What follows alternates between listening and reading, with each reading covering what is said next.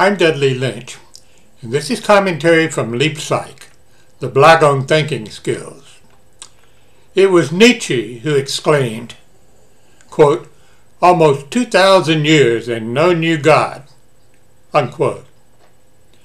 Philosopher Karl Jaspers allowed that this is true. The most recent great religions all emerged from an extraordinarily fecund, quote, cultural petri dish, unquote, between 800 BC and 200 BC. Jaspers called it the axial age, that saw monotheism swept into the mainstream. In an article in The Economist not long ago, Paul Sappho, the futurist, wondered if it is finally getting close to time again for a powerful new religion to appear, a new God. Similar forces are again in ferment, Sappho noted.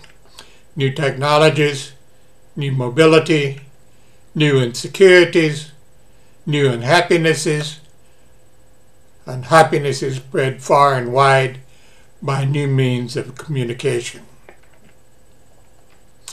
At the far fringes of today's contemporary cultural petri dish, you can already hear the rumbles. What else would you call science writer Joel Garreau's call for new rituals to welcome scientific breakthroughs into our personal lives, such as those that might postpone aging? One of the suggestions in his book, Radical Evolution, the promise and peril of balancing, or rather enhancing, our minds, our bodies, and what it means to be human, was, quote, a liturgy of life everlasting as a person receives her first cellular age reversal workup, unquote. The question has seldom been more vividly framed than in the writings of Frederick Jackson Turner, who died in 1932. Turner's book, The Significance of the Frontier in American History, helped put men on the moon. That's because President John F. Kennedy was exposed to it as a Harvard student. That, and to Catholic paleontologist Teilhard de Chardin's progressive theories about the wellsprings of the human spirit. Turner's oft-debated frontier thesis was this: having a new frontier to explore does wonders for the spirit of cooperation. The eloquent Edward O. Wilson picked up on this inquiry with his book, Sociobiology, the New Synthesis,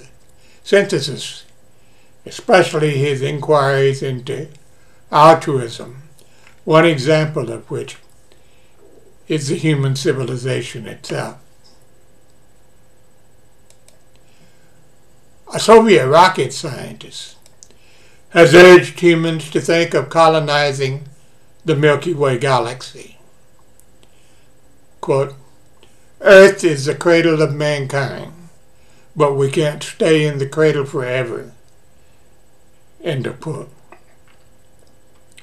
Dolphin thinkers worry about Earth's occupants falling into a zero-sum game a la Toynbee and Spengler, not to mention Turner, if we run out of genuine new frontiers to explore. For this reason, you should not be surprised to find most dolphin thinkers insistent that humans not retreat from the idea of moving out into space big time. It's the final frontier, and as such, they believe, it is vital to keep our altruism and perhaps our very biologies alive. And that's our commentary from Leap Psych, our blog on finding and mobilizing what needs to come next. Thanks for listening.